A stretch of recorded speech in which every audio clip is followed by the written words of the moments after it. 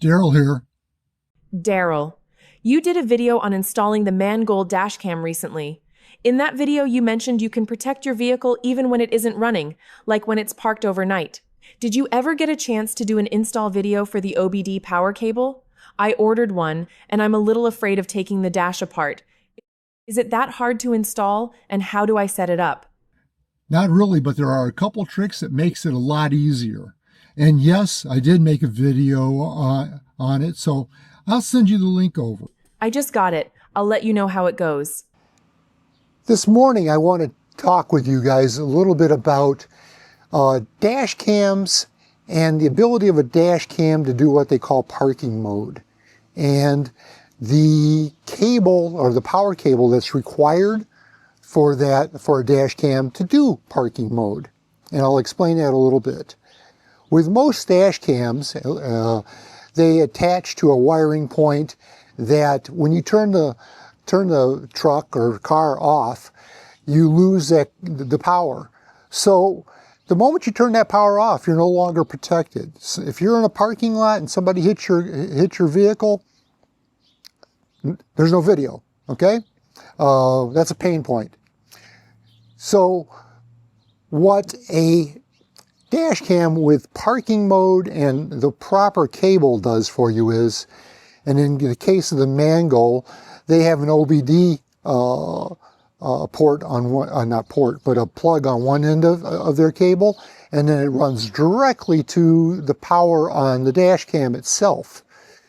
That combination gives you power 24/7, okay? But there's an issue with power 24/7. And that issue is, one, I always worried about, well, will this drain, if I go to the airport and park my truck for a week, will this drain my battery? Well, that ends up not quite being true, okay? And there's a couple of reasons for that. Number one, again, I'm going to talk directly about the Mangoal, but this applies to most dash cams that do this. There's a low voltage current limiting circuit in those things. So when you get down to like 11.6 volts or something like that, which is still enough for you to start your vehicle, when you get down to that point, the camera shuts itself off. Okay, so that's a protection thing for you. Number two, when you park the vehicle, most of them give you the ability to say how long you want it to be active. Do you want it to be active for 12 hours, 24 hours, 48, 72? You have those options, okay? With me driving around town and the way I do it and all that stuff, mine are set for 12, okay? But your camera does not run full tilt for 24 hours, or well, for that time period. What it does, it waits for a trigger, and that trigger could be somebody bumping into your vehicle, because most of these cameras have G-force indicators or something like that. And when that happens, it turns on the camera. Okay? So who needs this? It's somebody that parks their vehicle in a parking lot for, like at work, for 8, 12 hours a day. It's for somebody that goes into shopping centers and parks in a parking lot. It's that kind of unattended protection that you're looking for. And it's not just protection, you're looking for evidence if somebody runs into your vehicle and then drives away. You would love to get that license plate, wouldn't you? Okay, so that's where we stand on that.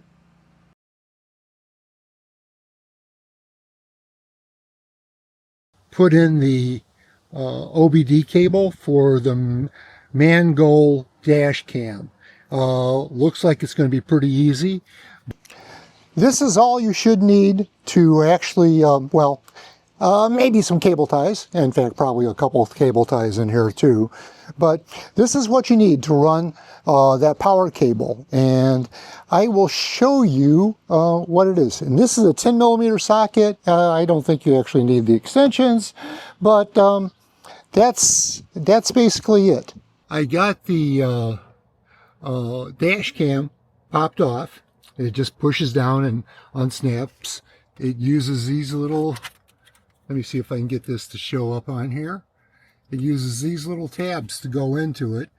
This is a Mangoal adapter to pull power off the mirror up there. And I took that out and reconnected all the original connections. And now I have power going to the dash cam. And that power goes to the dash cam all the time. It's coming directly off that OBD port. And there is a function on the dash cam where if your battery gets down to, I think it's 11.6 volts, it shuts off the dash cam.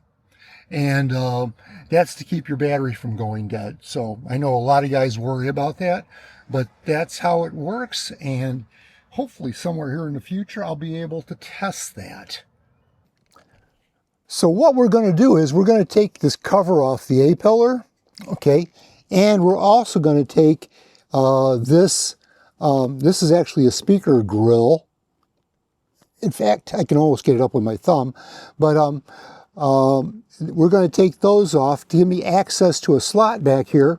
So using this tool here, I actually got behind there and popped this out, and that exposes a 10mm bolt back here. And down here is kind of the same thing. I'm going to get.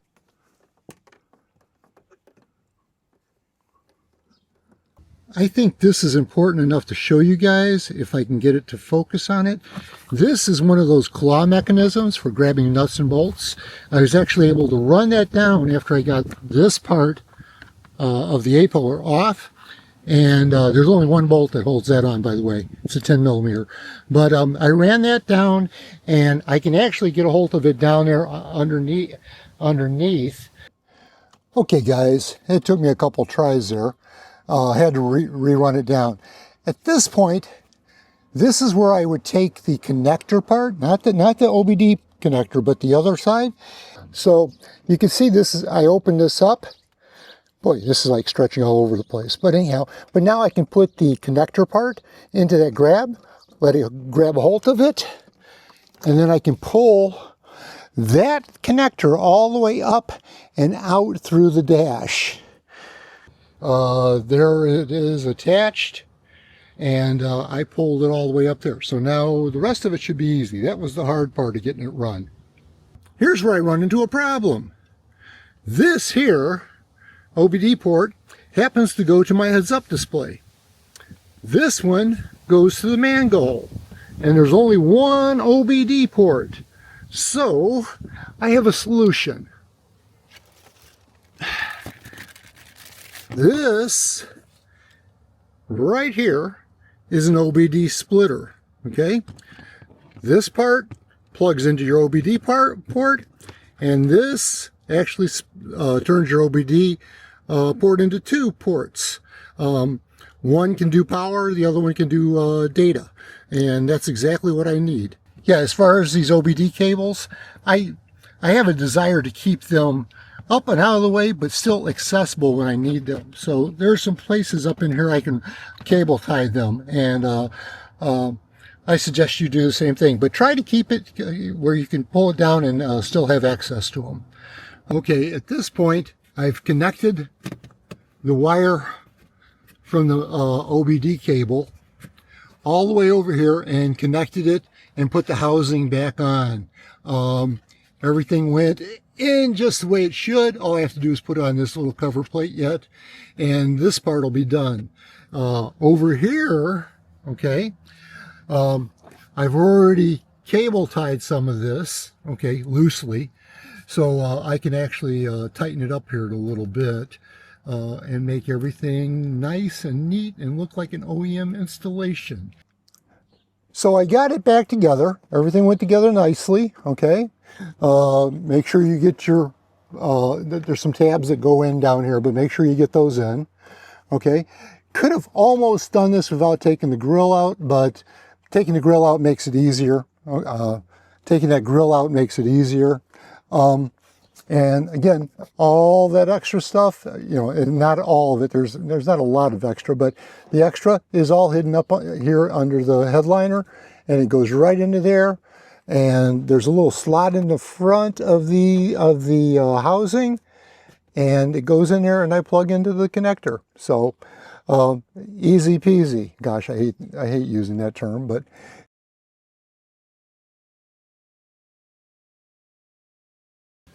so guys, I hope you can see this. Let me see if I can get it a little bit closer.